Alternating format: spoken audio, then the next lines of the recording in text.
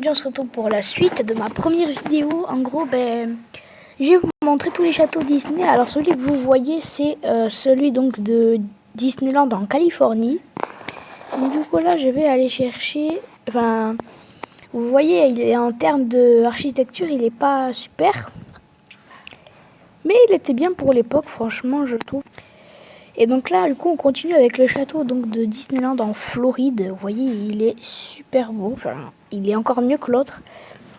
Donc du coup, je trouve que là, il est bien. Et ouais, c'est ça quoi. Alors, il faut savoir que ce château-là, c'est le même qu'à Tokyo. Et je trouve ça un peu dommage que Tokyo n'ait pas son propre château.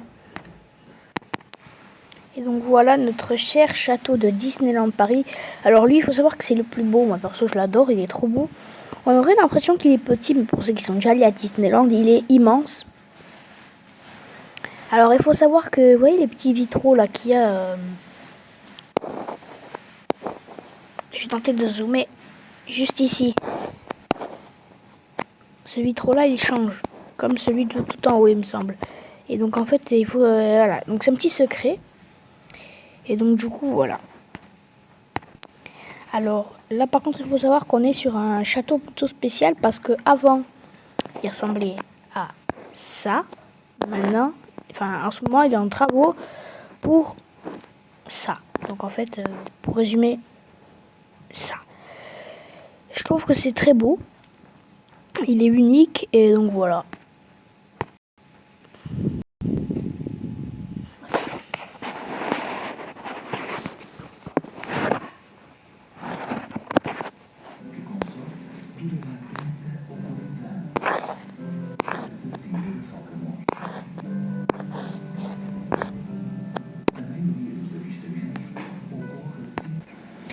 Et on finit avec le château le plus récent et le plus beau. Parce que c'est celui de Disneyland Shanghai. Il est beau quand même. Hein.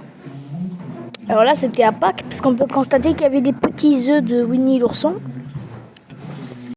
Magnifique. Ouais, franchement, il est beau. Il me fait penser un peu à deux châteaux Disney. Celui dans Maléfique et celui de Nada. Alors, pour les couleurs des toits et pour la couleur.